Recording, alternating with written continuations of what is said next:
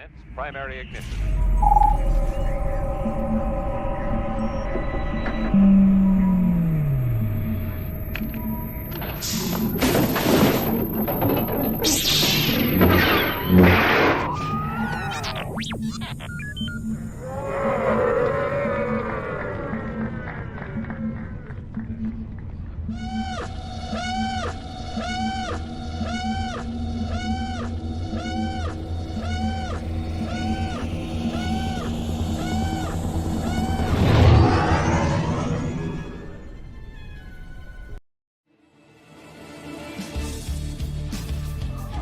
Hi, my name is Margot Apostolos.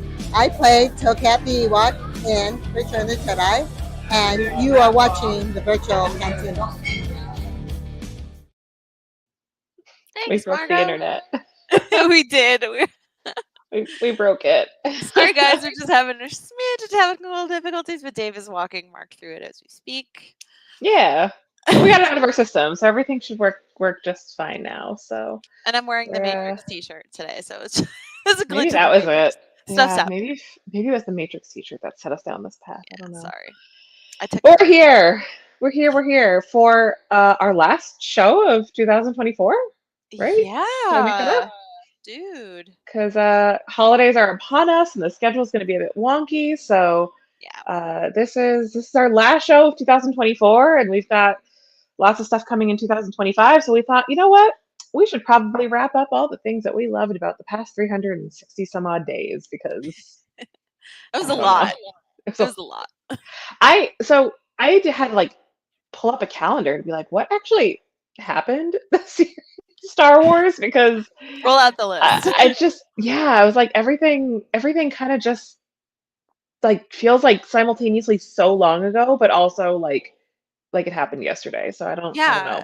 I feel like it's been that way since COVID. Like last I checked, it was 2019, and then all of a sudden it's 2024, and I'm like, have I been asleep this entire fucking time? Like, what the hell? Yeah, time is fake. Time is fake. So we're gonna recap the things that we loved in 2024. We're gonna talk about all those things, and we'll start obviously with how we always start, talking about the things that have happened since our last show. We've had a couple of big things happen in the Star Wars universe since our last show.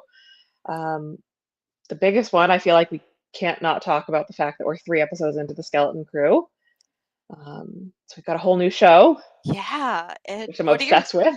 Yes. Totally obsessed with it. Oh my god, that last episode. So we're gonna delve into spoilers, just so you know. Episode 3 of Skeleton Crew aired last night. We're clear to do that. We're okay to talk about episode 3 because I don't want to like ruffle any feathers. It's our last show of 2024. We're gonna talk about it. I'm throwing it out there. So if you haven't seen episode 3 of Skeleton Crew yet, pause it, fast forward, come back in a couple days. I don't know. Yeah. Yeah, but this is your get out of jail free card. So yeah, that was a crazy episode. So I feel like I went into the show with absolutely no expectations, and I went into the show not doing anything, like not reading up on anything, barely knowing about who was in it. Like we obviously knew Jude Law was in it. I did not want to know anything about the kids. I didn't want to know anything about the adults, any other characters. I just wanted to go into it totally blind and have no expectations. And let me tell you, that I feel like really helped my experience with the Skeleton Crew because Agreed.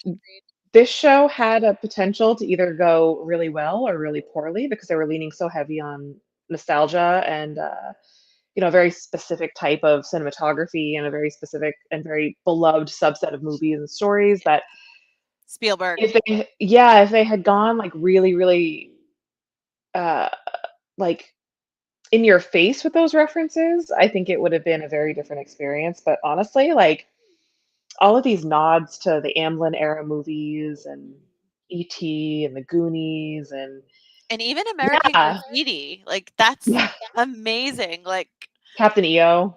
Yeah, definitely Captain EO, right down to the little fluffy character in a cage. Like your little Disney loving heart. Like it just everything you love about the 80s is paid homage to in this. So it's been a lot of fun to watch. And my initial sort of moment was in that first episode. I felt like the pacing was maybe just a little bit off.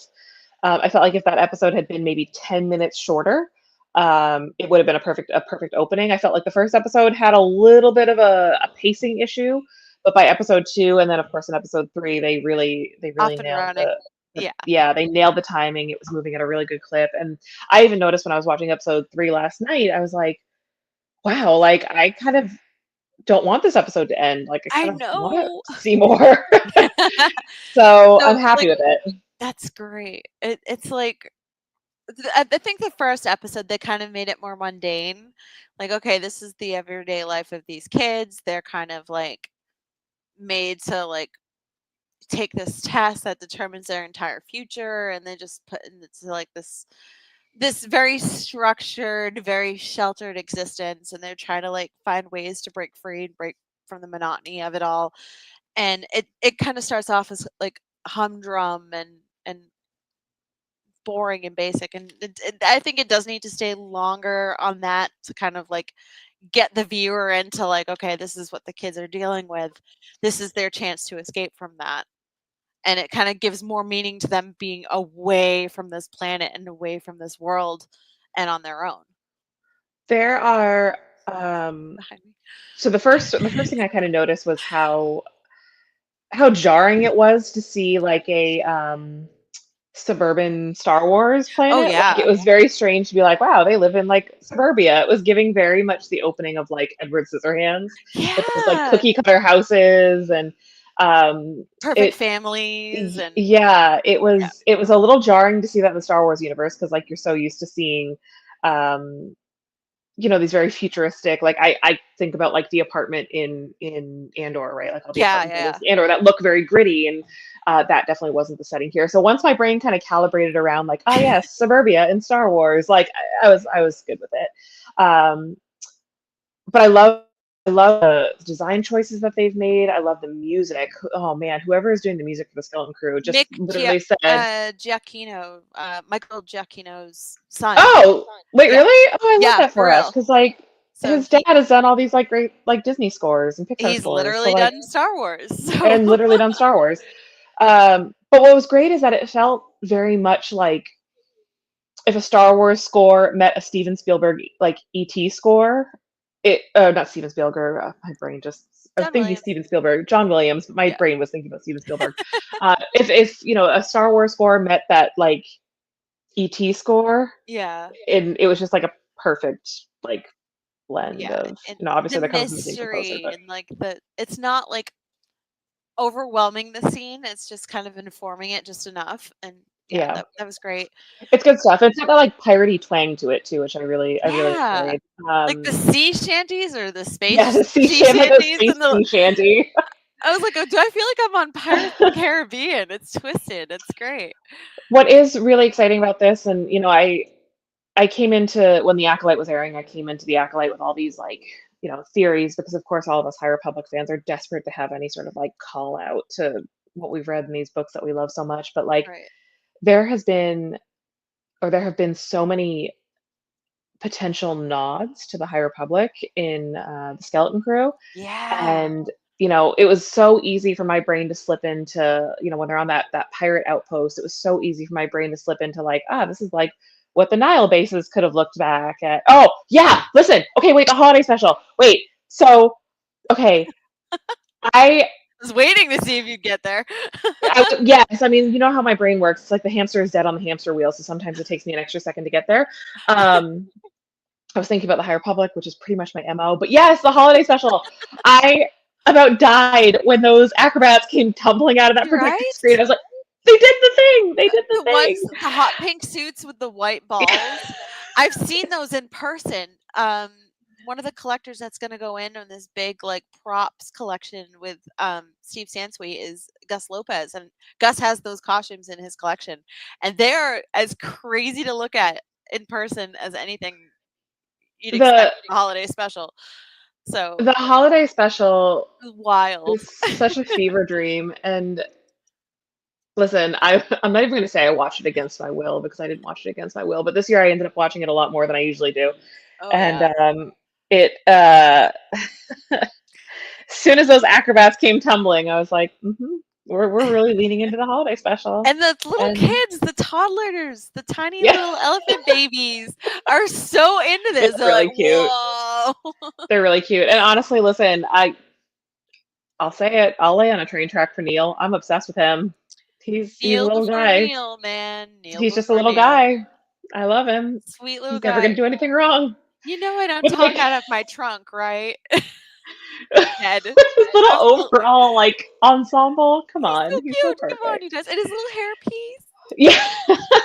It's just, it's like, this is what I love about Star Wars though. And I also love that for, one of my complaints with The Mandalorian and with Ahsoka is that I feel like we just saw so many like humans. And I'm like, this is supposed to be Star Wars. We're supposed to see lots of like aliens. And I want to see like cantinas full of aliens. I don't want to see humans. And I feel like we're finally starting to see that, especially with the episodes or the scenes that are set in like the pirate like posts and things. Mutinous new captain.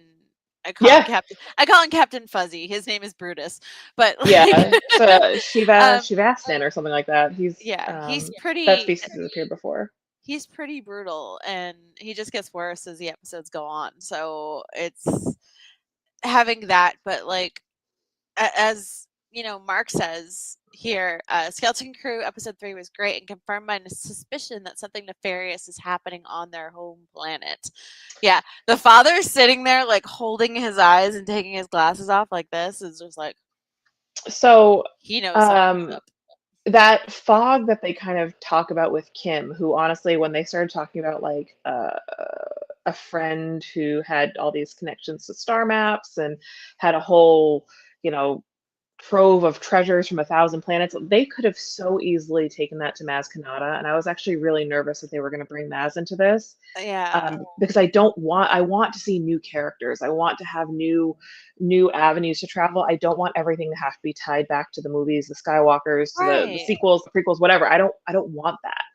And man, when they started talking about this character, I was really bracing myself. I thought it was going to be Maz Kanata, and when they introduced Kim, I was like, oh, I think I love her. By the way, that's probably the most creative way to spell Kim ever. Yeah. Like, if you were watching with the captions on, it's I watch everything with subtitles. I can't hear without my subtitles. I know. I watch everything with subtitles.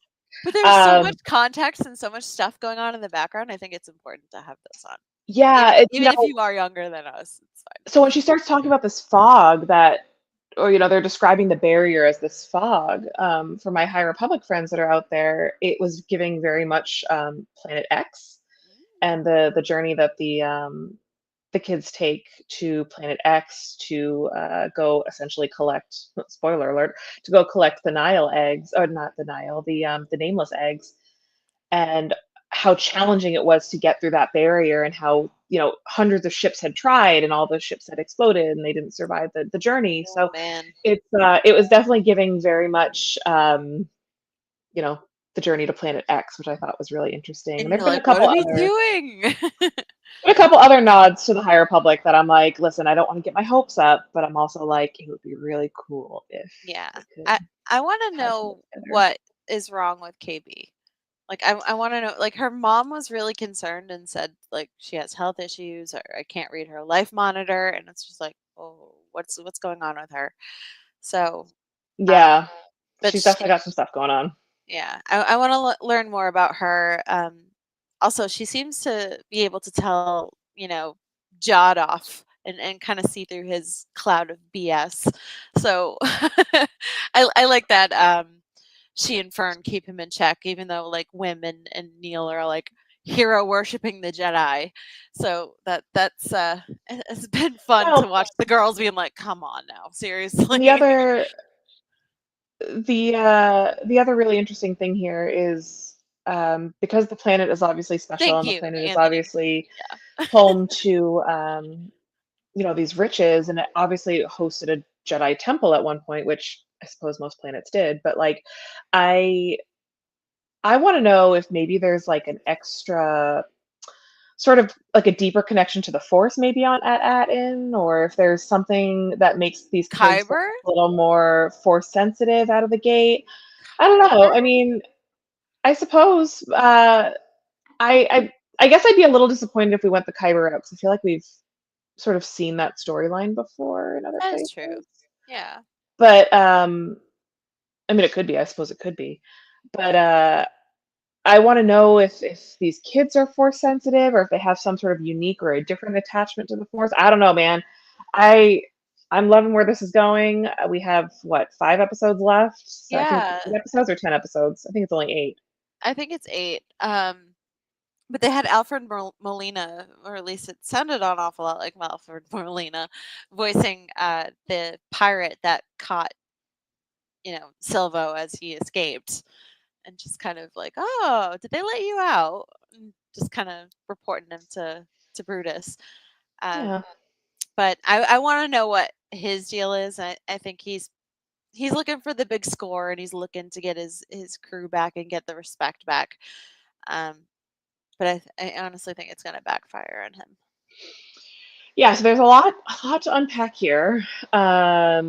Definitely a lot of mystery. I feel like I really enjoy the way that they've handled the mystery. And I will Yeah, say, like, agreed. I know there's been a lot of very polarizing opinions about Star Wars television recently. I'm trying to Mm. be diplomatic and polite. Mhm. Um, Love I'm it. really, really happy with the Skeleton Crew. I like where it's going. I feel like this was kind of a sleeper hit that a lot of people just didn't have a lot of faith in or didn't have a lot of interest in, and now people are kind of changing their tune a little bit.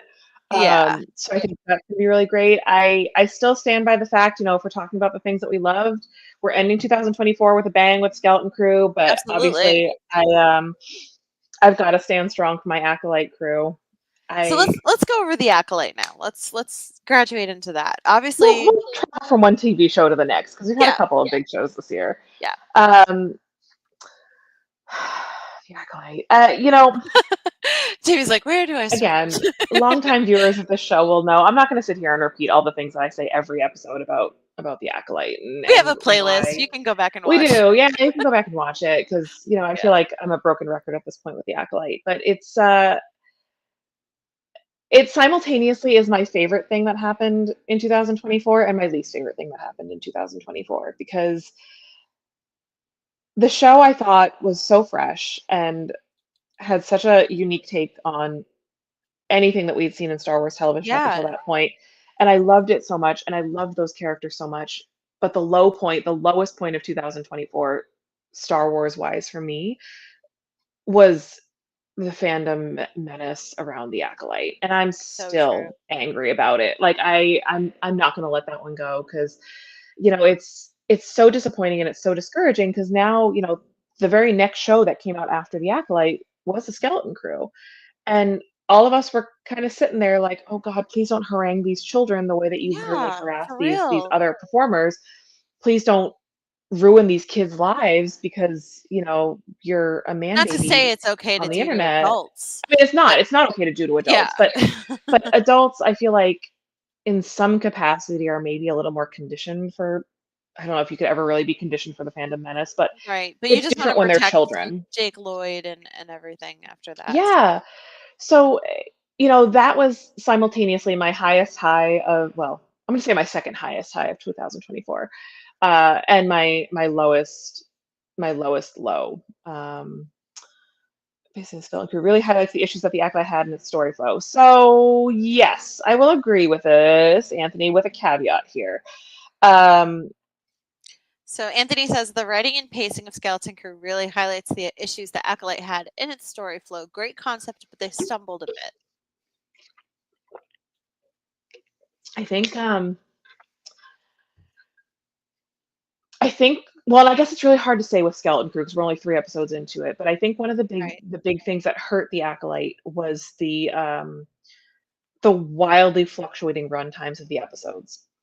So far, the Skeleton Crew has been pretty consistent. I think the longest episode has been like 48 minutes, and the shortest episode has been like 37 or 39 minutes. Yeah.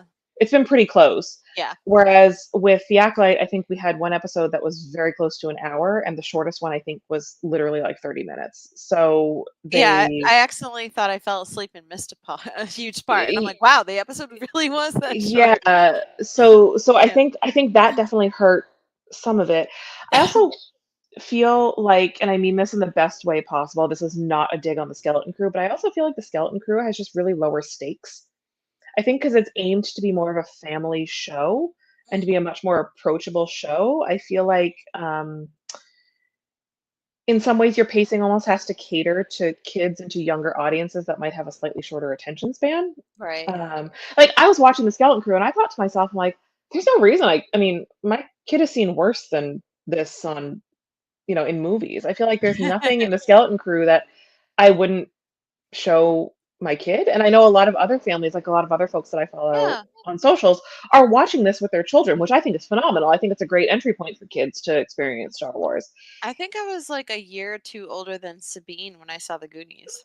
Yeah, so there you go. I mean, it's definitely more aimed towards the family, whereas I feel like The Acolyte absolutely was skewed much older because it dealt with a lot heavier topics and the violence. Of course, in the violence. Yeah. So I think I think the pacing maybe with the pacing problems with The Acolyte perhaps could speak to the fact that it was playing to an audience with more complicated story beats. I don't know. I'm sort of putting these words out into the universe, and you can either agree or disagree. But yeah, I do agree. They're definitely very different pacings. But I don't. I mean, again, I'm going to defend The Acolyte to the death because I love it and I miss it. Yeah. And I'm so sad for the future we could have had. Every time Rebecca Henderson post something and like celebrating like her partner and everything, I'm just like, oh, Vernestra, why? Like I'm so obsessed with the fact that they're married. I love that. Yes, we need you and Leslie back. Please come back. I love it. Manny, what are you doing? It has been nice to find the little pockets of people that also love The Acolyte, because we're all kind of in mourning together and celebrating the story and the characters that we love together. So that's been nice. And I'm not convinced that story is truly gone. Obviously we're getting books, but I don't think it's the end of the story for it visually. So but I definitely need it in a visual form. Mark says Lucasfilm struck gold with Manny Jacinto and Amanda Stenberg. Hopefully we can see them in another Star Wars series. Yeah, and also, like, how dare you, Disney, like, give us the Plagueis reveal and then just rip it out of our hands and say, oh, no more for you. Here's another medium to mourn. But I was at dinner with some friends the other day and we were talking about The Acolyte. We were talking about how, again, the lowest low point of 2024 was the fandom menace being the fandom menace, and how, of course, once again, for all these years, these people leaned so heavily into Darth Plagueis being like the best Star Wars book, and it was the penultimate like Legends book, and it told such a unique story, and blah blah blah. Darth Plagueis the wise, blah blah blah blah. I don't agree with that, but listen, everybody's entitled to their read. But I just think it's so funny to me. It's so funny that they wanted that story so bad, and they dunked on The Acolyte so hard, and it was like the last 30 seconds of the last episode of the show that they dunked on, and they got their king Darth Plagueis. Anthony says, I slugged through the Plagueis novel hoping to prep for a second season. It is, I think, the only Legends book I liked less than Darth Plagueis was The Courtship of Princess Leia. I was going to say Courtship of Leia. If you know my... Courtship of Princess Leia was a book that made me so angry. I had two responses to it. One, I almost threw it at a wall, which I've only ever done once with one other book. And two, I almost didn't finish it, which I can honestly say I've never not finished a book. Scandalous. So. That is more scandalous than throwing it at a wall, actually. It's a terrible book. It's a terrible book. Don't read it. I stand by that. Darth Plagueis is just, I feel like you have to have a very, very, very, very certain, very specific set of tastes to be interested in Darth Plagueis. I don't have those, so I did not enjoy it. But yeah, The Acolyte was my love it. We miss second favorite thing that happened to me this year with Star Wars. So. Yeah, agreed. I honestly, Ahsoka was one of my favorite things to happen this year.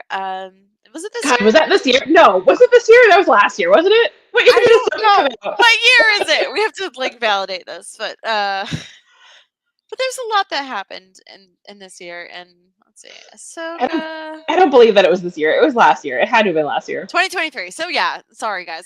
But Thank you. Year, we're gonna go into 2024. I'm sorry. As we said earlier, all our years are blending into one blob, and we just kind of go with it. Truly, I was like, did I sleep through this? Anyway, go ahead. So we got a Celebration Europe this year, and though neither of us went, obviously we cover. Mark was there, and he got to go along with a lot of our VCN family. Um, we had a lot that happened in Europe. We had the Rebels mural was there. The the trailer for Ahsoka happened last year, and it kind of gave us something to look forward to towards the end of 2023 and into 2024. And we got psyched for Skeleton Crew. We had the reveals for that. The reveals for the Acolyte, it was actually happening. We had the sneak peek.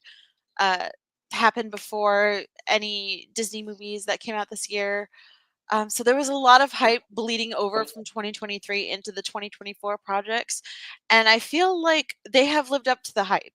Me personally, I feel like they've lived up to the hype. The Acolyte has been phenomenal.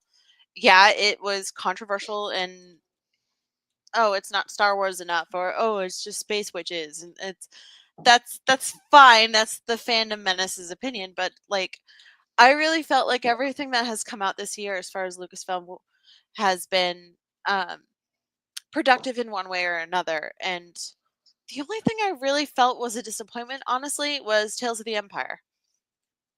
That one's very tricky to me because I really, it was nice to see Barriss Offee get her redemption, but I felt like Morgan Elsbeth deserved more. Tales of the Empire. Okay, so I really love the concept behind Tales of the Jedi and Tales of the Empire, and I'm obviously hoping to see other characters get that same treatment because absolutely there are a lot of characters in Star Wars you might get like a little one-off bit of information and then it's like never revisited again. Mm-hmm. So having a show format like Tales of the insert group of people here is great. Tales of the Empire highlighted the things that I've been complaining about with Star Wars for a lot of years, namely that we need a story group back because I have read all of these Thrawn books at this point, and I've seen every piece of visual media that Thrawn has been in, and I still don't understand what this character's story is because we just can't seem to agree on a consistent story for Thrawn. So I'm frustrated with that whole Mandoverse timeline at this point, and really like I know everybody is so hyped for like the Mandalorian and Grogu, and I'm like, okay, like it's a movie that's gonna come out, and I'll go see it because of course I will. But like I just have no because sweet baby Grogu. I'm also just sort of burned out on Grogu. Like I'm just sort of burned out on the whole Mandoverse concept. I'm tired of the Mandalorian. I'm tired of Boba Fett. I'm tired of Grogu. I'm tired of Ahsoka. Like I just feel like we've been stuck in that story for what feels like 84 years. And I just kind of want it to be 84 years. It's literally been 84 years. Like I'm like that old lady on the Titanic. Like except she's gonna jump into the ocean. I'm about to join her, honestly. Like, listen, I'm about to join her because like I'm just so tired of this story. And that's why when you look at like my highs of this year, it's the opposite. It's all these stories that had nothing to do with the Mandalorian or the Skywalkers it got us out or of that universe for a little while, and that's what I totally agree. I think it's been good to kind of like hit the reset button, and yeah, Anthony. Are you volunteering, Anthony? You want to make me a shirt? Oh. Where's Dave? Dave, are you taking notes? Comfort color, size large. I like pastels. Yeah. Yeah, listen, I've said dumber shit that's been turned into a t-shirt, so like we can do that. For you for shit, y'all. So yeah, I'm just tired of the Mandoverse and like, the Tales of the Empire. I would argue that even though Barriss' story had a lot of issues, and it had a lot of issues, I would rather have had Barriss' story than Morgan Elsbeth's story. I really think she deserved a better story. She for sure did. I just think of the two, that was the one I preferred, which would tell you how much I like the Morgan Elsbeth story. Yeah. Which wasn't much. I don't know. And it started off so good, and then I'm like, oh, come on, don't do her like this. Like, come on. And I feel like, as you said, it could go any way. It could go into Tales of the High Republic. It could go into Tales of the Rebels or If Rebellion. they could have any sort of like rebellion, like they could do, there's so much they could do with the rebellion. Oh my God, yeah, And absolutely. you could argue that the rebellion is played out too, but like think about how many sort of, I don't even want to call them side characters because I think that, or Tales of the Bounty Hunters, like absolutely, like there's Yeah, so many different groups of people that they could do. Like they could even do, like think about placing a story format like that in like the Moss Eisley Cantina. We could just get like Cantina stories. yeah. Give me a story about my boy Max Rebo. Like, why doesn't Max Rebo have an episode? I Like, want to know what he's up honestly, to. it's He's not like dead. We don't have a body. somebody Not check on dead. Garza. Is she okay? He ain't dead. Anyway, yeah. Tells the VCN host. No. Scooby, that's so scary. That's called one of my therapy sessions, and not for nothing, I pay my therapist a lot of money for that. So. Yeah, I'll save it for my bio. There's lots of little, I don't even want to call them side characters because I think there are characters that have been fleshed out. Like, how much do we really know about Poe Dameron? If we want to do into the sequel trilogy or the sequel I trilogy, mean, there's they did lots a of comic based on him. Like, he had his own comic for a while. I still have plenty of blanks. So it's like, give us, but like give us a like a Poe Dameron moment that gets fleshed out into a hell couple of yeah. short And episodes. have him not being a spice runner, please. Finn. Oh my God, that would be freaking amazing. Sign me up for those. I would love those. So the story format I think works. I just feel as though, as somebody who's passionate about the books, I just feel like the books are constantly sidelined because there was so much great Thrawn content that they could have folded into a Tales of the Empire, Mhm. but that's not the route we went. And But who that knows? Maybe they'll messy, do it later. Tales of the Ascendancy, like let's do, like everybody is really into these blue guys, so like let's do an Ascendancy based short, For real. and that could give them their entry point for a whole bunch of characters that I know a lot of people really want to see in animation or live action. So, um, obviously my vote lies in the High Republic because there are 10,000 characters in the High Republic and many of them are dead and I would like their stories. So Help them out, guys. give me the story of Orla Jareni being a way seeker out there because like the concept of way seeking was pretty new. So let's see Yeah. what that looks like. The Avar Elzar Stellan firebrand story that they keep teasing us with. I don't know. I don't know, but nobody reads Get these it. books, so. So something else we loved in 2024. Um, so we're gonna make it about the parks for a second. They announced a lot of new changes for the Disney parks and things like that, and along with that came like new products, new things to expect. Um, I know you do a lot of like the Discord lightsaber meetups and things like that. So, what was your experience having those in the Disney parks this year? Like, I'm really any, tired. yeah, it's a lot of So organization. uh, they're a lot of fun, and honestly, it's a lovely little community, and I think the events and that group, the Star Wars Galaxy's Edge Discord, um, it's really, really nice to see fans being able to pull off something like that in a Disney park because it's not just the fans showing up in the park and saying, let's wave around a lot of lightsabers. It's like an actual community of people that, work hand in hand with the Disney parks to create something by fans for fans. And I think that's so much of the fabric of Star Wars as a whole, right? Is like it's right Right. back from the very beginning is that so many of these events were a way to build community amongst Star Wars fans and Star Wars people. And that's exactly what these events are. So we always have a lot of fun. And I joke that, with the other volunteer team, other people in the volunteer team, that like our biggest fear is that one day Disney's going to be like, oh, well, we're going to take this over now. And we're like, no, please let us keep doing it. But so far, Right. at least on our coast, we've been really lucky with that. Yeah, you guys have been managing it so well and being so respectful of like, not only the people that are involved in it, but also like the park in itself. Like you're not disruptive. It's a real sense of community. Um it's engaging for people who are there, like they can be a part of it. Um, it's pretty. It's very It's that, so and well run. it's nice for us to be able to celebrate things like Life Day, and like I'm literally just a volunteer. Like I just show up, so Yeah. I don't have a real hand in the organization side on the back end. But I'm obviously like close with the people that do, and I'm friends with people that do, and I know there's a lot of heart in it, and that's the most important thing. Is that Yeah. like it's nice to have that community Yep. within the busiest theme parks in the world, um, and it's important that we keep doing it for fans. And I think it's nice because people like look forward to the Life Day event. People look forward to the Ahsoka Tano Day event, and it's nice to see those faces come back. Um, so one of those volunteers is texting me right now. So like I said, it's a little community. Hey. Yeah, and the West Coast guys are lovely too. I haven't met Yeah. any of them personally, but I know they work hard to have the same experiences over at Disneyland, which has its own sort of unique operational issues. But um, you know, it's fun to do those things and it's fun to be in the parks and we all get to go to Oga's afterwards. So, Yeah.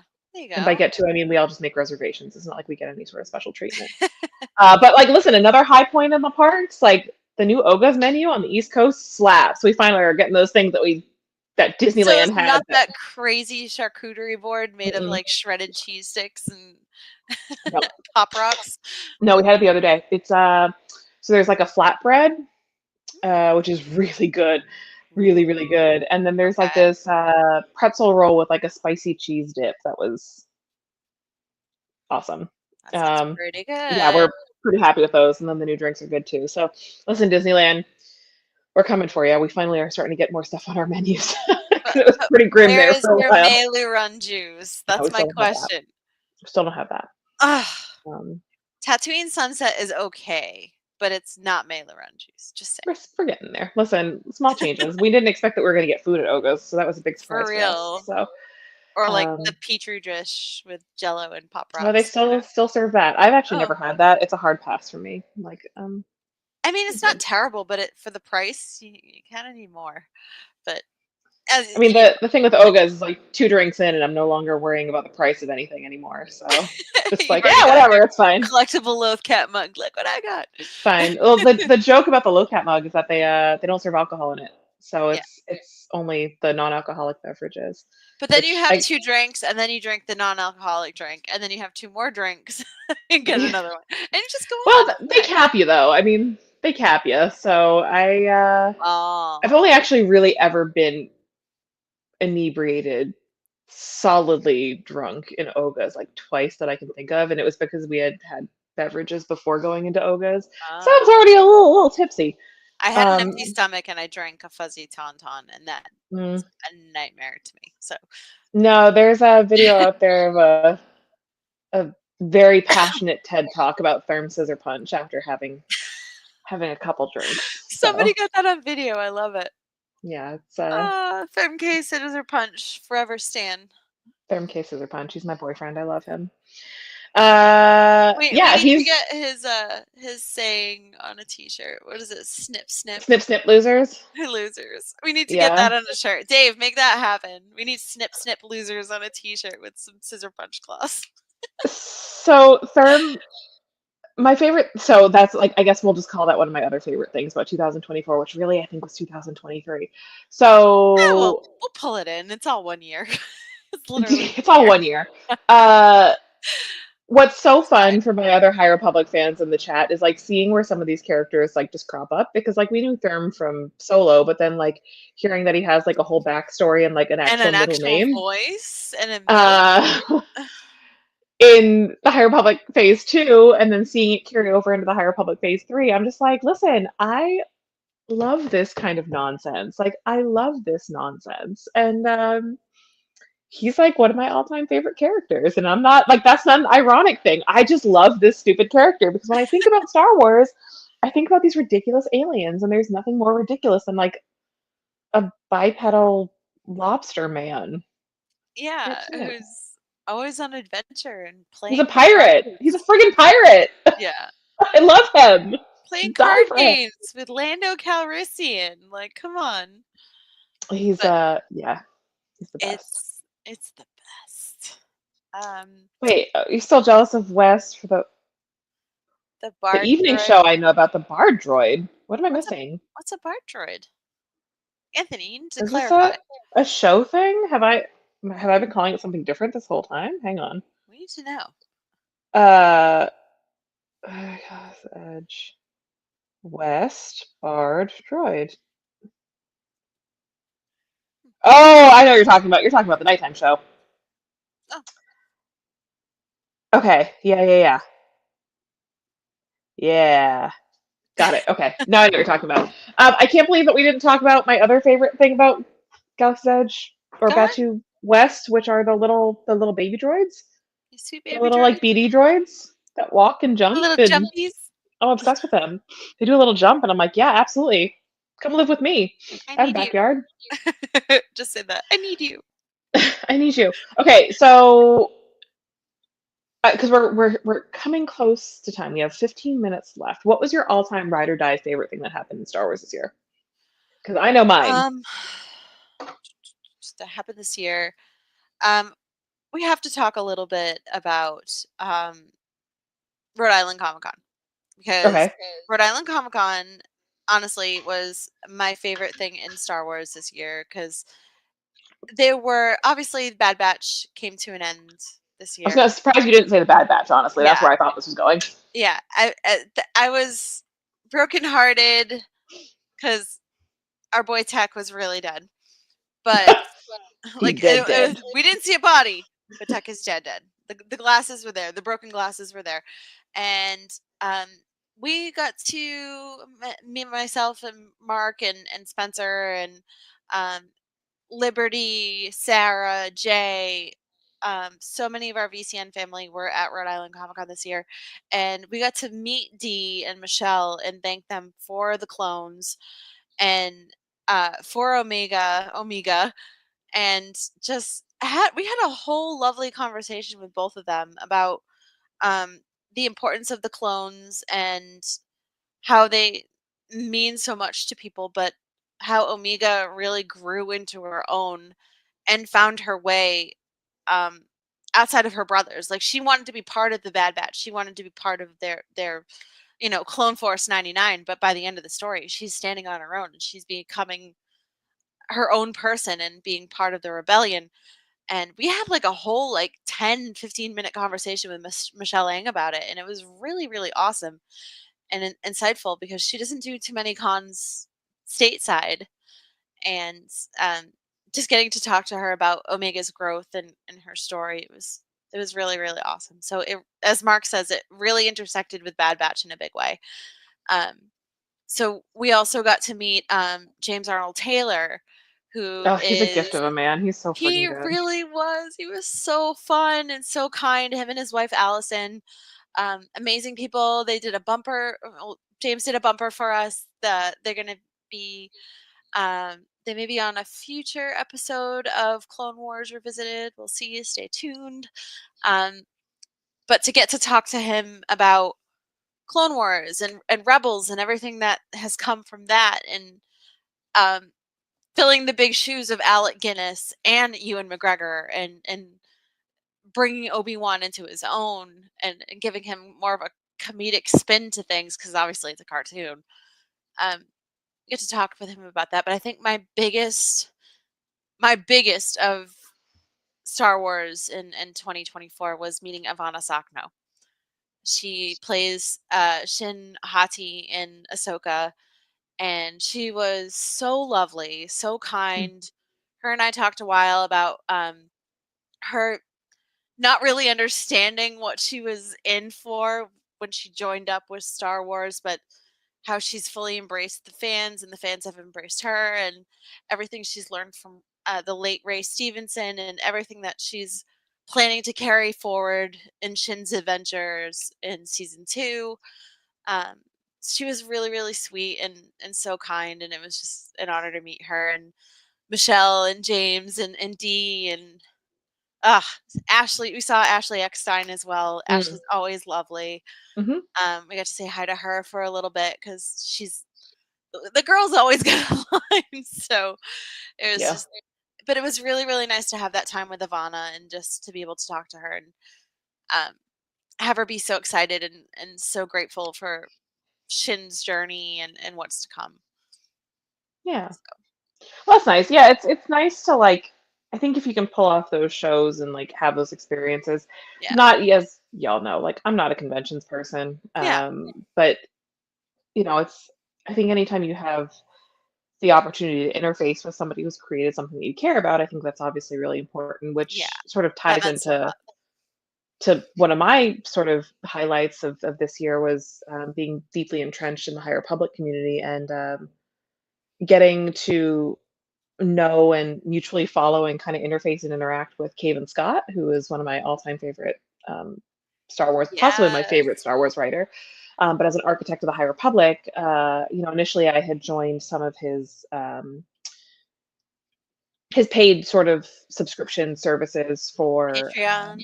like he doesn't have a Patreon, but he had like a something similar, an adjacent thing, Oh, okay. and doing participating in that and then reaching out to him and interacting with him on social media and having like the day he followed me back, I was like, oh wait, this is the coolest thing. And having him occasionally Yeah. drop a comment on my stuff and me dropping comments, like it was just really nice to have like that little moment with an author that I've really loved. And I was invited to participate. He did a like an online Zoom call with Michael Siglain, the head of Lucasfilm Publishing, Oh, that's and huge.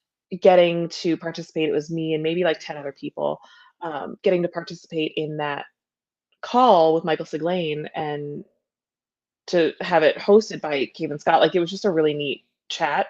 Um, Now, did they ask like fans' opinions on things? Like, what would you guys want to see? Or it was very, that wasn't really the purpose of the call. I don't think. It was more like, if you want to learn about the process, because the High Republic is obviously such a multifaceted project that's been in the works for so many years with so many moving parts. And you know even things like animation, like one of the questions that had come up was like, so you plan a story and you plan adult books and you plan youth books and you plan comic books and you plan these books, but then how do you also have to work in the plan for something like Young Jedi Adventures, which takes place in the same timeline? So it was just really fascinating to hear from him like what the Lucasfilm Publishing side of things really looks like and how long it yeah, takes for certain stories to get really developed and fleshed out before they're even written, before they're and actually even sat down and written.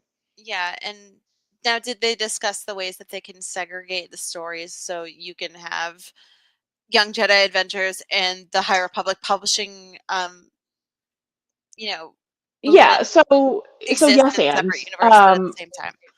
one of the things that I was really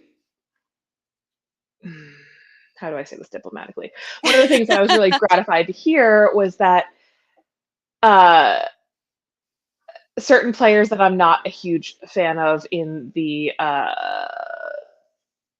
visual media format don't really have a say when it comes to the books. So it's nice that there won't ever be a moment when miraculously Ahsoka Tano appears in a High Republic book.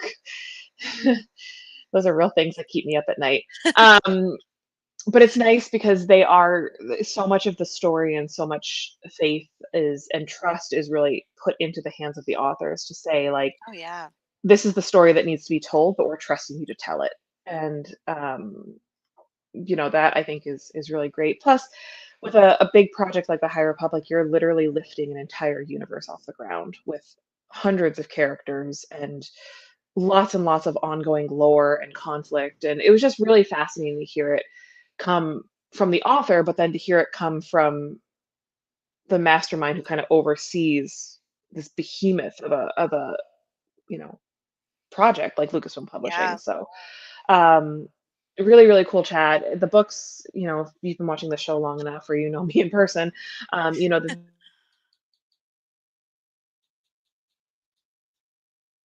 these books, not even just my favorite Star Wars story, literally my favorite story. And my favorite thing that happened in 2024 was Temptation of the Force. This book became not just my favorite Star Wars book, but it is now my all-time favorite book ever. Woo! That's big praise. Very big I praise. It's a perfect book.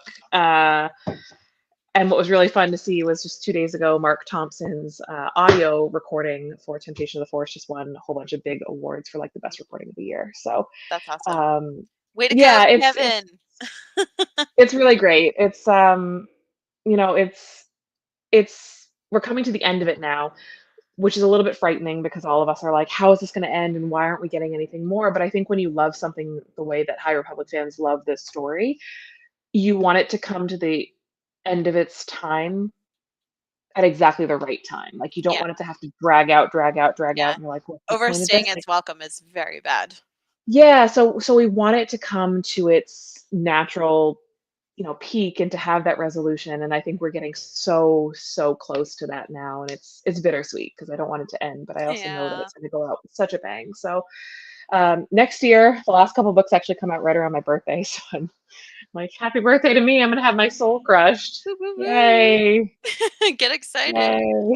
But I'm psyched, and it's been fun to have those little aha merchandising moments, and to get your Stellan Geos lightsaber, and to see the nods Are to the they High still Republic. available in the parks? The clamshell is, yeah. That's going to be part of the normal rotation, so Okay, that good. one's not going anywhere. I need one. So Stellan, the clamshell is, the limited one is not. But it's I'm good with the other one. Like it's gratifying. That's a Jamie one, but as long as I get a saber, it's fine. The hilts are the same. I have both, and the hilts are the same. It's the box that's different. So. And I know how much it meant to you when you got it, so that's that was a wild morning. That was a very wild morning, and you live streamed it all, so it was pretty great. It was fun. But we also have to discuss what's coming in 2025, and the thing that we know the publishing thing as coming in 2025. Let me go. Coming, yeah. But we also have the Andor season 2 premiere.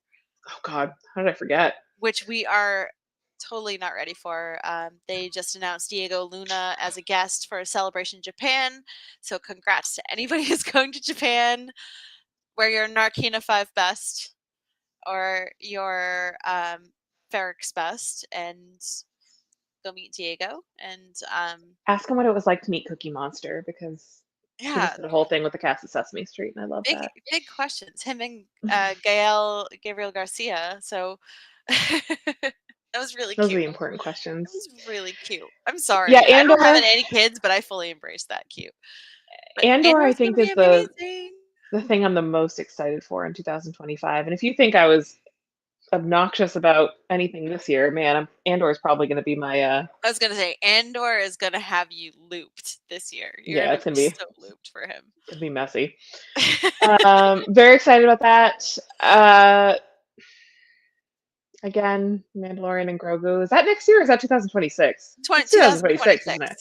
Yes. Yeah. So yeah. So we got time to ruminate on that, I guess. Most likely they'll have footage at Celebration Japan. So anything that's going to be announced will be coming then, I think. I guess in the spirit of say something nice, I hope that they come up with a resolution to the Mandoverse stuff, because I am tired of it. So let's just resolve it and be done with it. There are some things I want to see them resolve in the Mandoverse, and I honestly feel like season 3 of The Mandalorian could have been the Book of Bo-Katan, and it would have been fine. It just should have been a whole separate thing. I hope that what they're learning from 2024 is to perhaps move away from some of these. I think a long format book or comic book series is one thing, but these long format TV shows that span across several different titles and several different seasons, and it's just, I don't know what I just heard, but yes, it is unacceptable. Sorry, it's lemon grab. It's my text tone. Oh, cool. Well, yeah, it's unacceptable. I'm just burned out, and I think that's ultimately what it comes down to, is I'm just burned out, and I just don't want to see it anymore. It's okay to do things like Andor that are different and dark and gritty, and it's okay to do things like the Skeleton Crew that are made for families and more approachable and more lighthearted and have no tie-in to just about anything ever that we know of right now. That we know of. it's discouraging that I feel like we aren't taking more of like a Skeleton Crew type risk I think because we they know that want The to. Mandalorian is going to make money. I think they want to. However, I think we've been going through this for almost 50 years at this point. People like their Star Wars to be their Star Wars, and unfortunately, they're no longer those things. Those children, like Star Wars is for kids, and the kid inside of us as well. And if you can't fully embrace the kid inside of you, it's not going to work for you. So It's, I I think think many people are just stuck on the Skywalker saga and everything that happened there, and they just refuse to see past that. well, and the Skeleton Crew is demonstrating that you can do nostalgia in in a way that isn't so in your face about it. For real. One of my biggest criticisms against Dave Filoni and Jon Favreau is that I feel like they are so passionate about like the sake of a cameo for the sake of a cameo, so that people can point at the screen and be like, "Oh my God, did you see blah blah blah?" It's like, yes, we all saw that person, but what point did that character actually serve in this, aside from being like, "Oh my gosh, did you see that character from that one obscure moment in A New Hope?" I don't know. I'm just making it up at this point, but I just feel like all of these cameos aren't necessarily serving the story, it's serving the fans. And I feel like with the Skeleton Crew, you have nostalgia and you have those like callbacks, those little moments where you're like, oh, did you see that moment from, Yeah. um, the holiday special? Or did you But it's see not that? beating you over the head with it. It's not. And it just, it does it and it moves along and it's not distracting. I feel like all of these cameos are so distracting. They're so distracting. And I just feel like they are two boys playing with action figures in their backyard, and the story doesn't matter so long as all the action figures get their moment.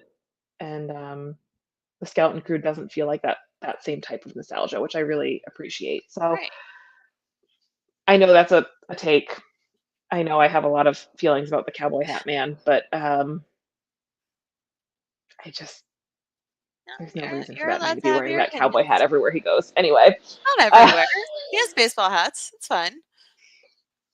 Yeah. I the I whole thing. personally I love Dave Filoni. I really think there were some things that could have been better about Ahsoka, and I really want to see um, more growth, like maybe trim back a little bit of the looping story that they have going on in Ahsoka season 1, and just kind of give it a straightforward story, kind of like how it was in Rebels and parts of Clone Wars. Just give it a story. Don't lash out with fillers and side quests. Just give it a story. Yeah. I Again, the best thing that will happen to me with this Mandoverse stuff is that it's going to reach its conclusion. Like, Oh, and I'll see it through to the conclusion. I'll watch it. yeah. Obviously, I'm gonna I am participate in the excited for it. dialogue around it. I want It's Mando to live the rest of his life in happiness, and I want to see how they honor Carl Weathers, to be honest with you. So, Yeah, it's gonna be interesting to see how. I mean, I guess if they did it with Gina Carano, obviously for very different circumstances, I'm sure that they can find a way to effectively and hopefully with minimal disruption work his character out of the story. But obviously I would hope that they would honor him in a way, unlike Gina Carano, who didn't deserve to be honored. Carl Weathers is a little bit of a different story, but oh yeah, I guess what I'm totally. getting at here is that it's you can They closed her chapter, you can work a character out of a yeah, story in a way that can still be respectful, and not be so distracting. and not be distracting. So Yeah, and we'll I think see. they will, because Carl loved the directing process. He was just as much a part of the creative force behind the camera as he was in front of the camera, and I really think they'll do him justice Yeah. in some way. I think he's gonna get a statue in Navarro. Yeah, he'll be like immortalized in bronze. I guess the one thing I'm sort of worried about as we move into 2025 and 2026 and beyond is it would appear that Daisy Ridley's movie has been taken off the calendar. I know. But And it's still happening. I refuse to believe until I hear otherwise. I It's happening. mean, That much I can as say the open. They as just the want the story to clown be right. who still really wanted the Rangers of the New Republic story. And I hope it works for you because I'm still I waiting to see if honestly Patty feel Jenkins is going to get this story off. I also listen. I want just one crumb of an update from my man Taika Waititi to hear what he's doing with Star Wars because honestly, whatever I he's would love to see like Taika and Patty and more importantly, like Paul Sun Hyung Lee. He should be a part of the Rangers of the New Republic. Like I that should be his story. I want Taika to have the stupidest, most unhinged droid-based movie there is. I don't even want it to make sense. I just want it to be Chaos. just 2 hours of snappy writing like What We Do in the Shadows, and I want it to be just stupid, unhinged fun because that's what Taika Waititi does best, and I adore him. And I Oh my was so god. excited when I hear who's doing Star Wars, and now I'm like, oh, Jojo is he Rabbit still doing that? is one of my favorite movies ever. As sad and as like dead serious material as it Was that is. the animal testing one? Huh? Was that the one about animal testing? Or am I No. thinking of something else? Jojo Rabbit is about Jojo, a boy who's part of the Oh, Hitler oh, Youth, oh, oh. I know and what this his is. imaginary Sorry. friend is Hitler, and his mother is part of the resistance who's speaking up, played by Scarlett Johansson, and he's Yeah, got a I Jewish girl hiding in his wall in his house, and his mother's hiding this girl and protecting this girl, and he finds got out. it. Yeah. So anyway, I There love was that movie. there's another story, and I can't think what it was called, that has really dark, sort of Taika-esque humor. Oh, That I don't think he actually directed, but it reminds me a lot of his humor, and it's about animal testing, and oof. it's obviously very dark, but it's like there's some it's not like a documentary, it's like a narrative story. I Mm. can't think of what it's called now, but the humor in it is very dark, obviously, but it reminds me a lot of the way that Taika writes, and that's Yeah. where I thought we were going with this. But yes, I now know what the story you're talking about. So I don't know. There's a lot of projects that have been sort of teased and hinted at, and even announced. Remember, And Skeleton Crew exists. yeah, and listen, maybe the Skeleton Crew is our little beacon of like, hey, it worked out for them, so it's going to work out for you It's too, our and we're going to get all literal those. starlight beacon. Well, that no, you don't want it to be your starlight beacon for so many reasons. You don't want it to be your We don't starlight want it to beacon. crash into the earth. That's a no. But it's our Yeah, symbol of hope. you really don't want it to be starlight beacon. Okay, Um, sorry. but hopefully there will be enough movement around some of these other projects that will actually get some good cohesive updates, and we'll get some stuff back on the calendar Yeah. because I want to see what they're doing in I animation in 2025. I mean, who knows? Yeah, Who it knows? could go I feel like anywhere. Nobody saw like April will Tales of the probably start to get. Jedi's. Yeah. Oh no, we know that Visions is coming. There's a third season of Visions. Third It's season of coming. Visions for sure. But like I'm talking like a main animated project because we know Lucasfilm Animation is near and dear to Dave Filoni because it's where you got to start. But I want to know what's next on the slate in animation other than Visions because Visions is awesome. Don't get me wrong. I love the different animation studios that are always involved in this, the character design, everything, the stories that they tell. But I want to see what's next. I want to see what's our next Bad Batch, Rebels, Clone Wars. Yeah, we Yeah. shall see. Yeah. So long as they don't cancel Young Jedi Adventures. I'm No, good to do it go. for the children, man. I'm obsessed. Do it We for love it. We love So it. yeah, that's everything we loved and somewhat disliked in 2024. I'm gonna shoot straight with y'all. Like I'm not gonna sit Yeah, here and lie. I'm gonna shoot straight every time. yeah, I loved everything. No, No, we're not gonna the be case. honest with you. We're gonna put our feelings on the line. It's fine. Yeah, so hopefully some of that resonated. Maybe some of those things were things you loved or things you didn't love. We've got a whole new year ahead of us. So there's a lot of fun things that we will be excited to play with in 2025. 2025. Say that again. Because I mean, I'm excited. 2024 started out pretty crappy, but ended pretty good. So hopefully I can carry that momentum into 2025. So I think you will. um, I think so too. And, we're going to start out pretty early in the year with Celebration, which means we're going to get a lot of announcements probably come April.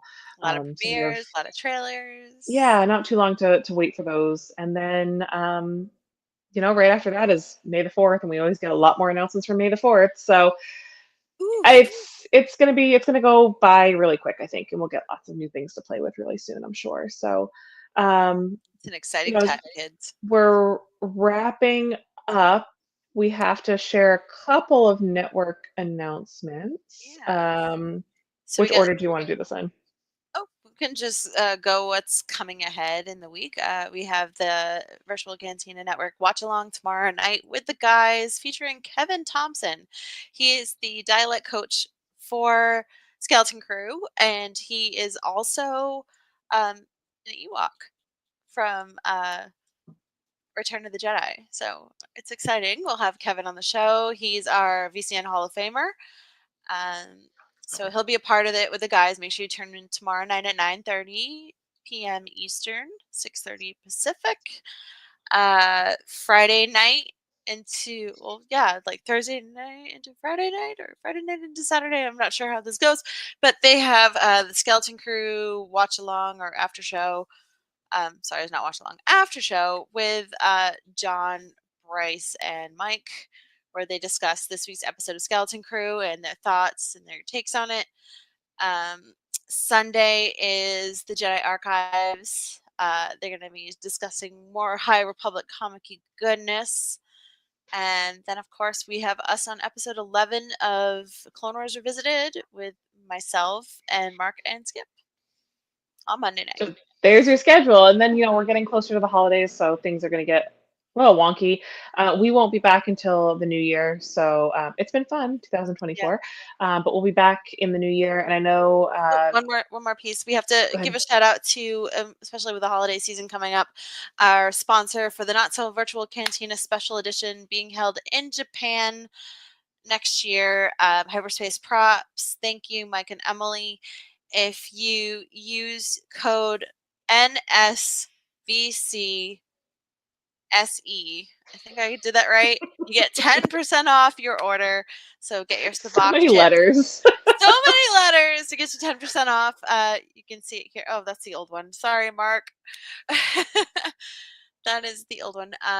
But yeah, if you get that for 10% off your order from hyperspaceprops.com, you can order sabacc cards, credits, learn how to play with Mike and Emily at the Not So Virtual Cantina Special Edition in Japan in April. So I'm excited if you guys get to go. But yeah, thanks to them for sponsoring and being a part of it. But yeah, I can't remember what I was going to say, but it's gone now. But that's important. So thanks for hanging out with us tonight, y'all. We will see you in the new year with, I don't know, some topics. We're going to come up with it as we get closer.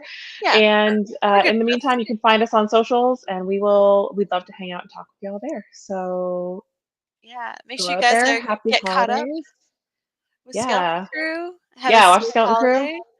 Safe New Merry Year. Christmas, Happy Kwanzaa, Happy New Year, Happy whatever it is you celebrate at this time of year. I don't know. We will see y'all really soon. Yeah. May the force be with y'all for night and life.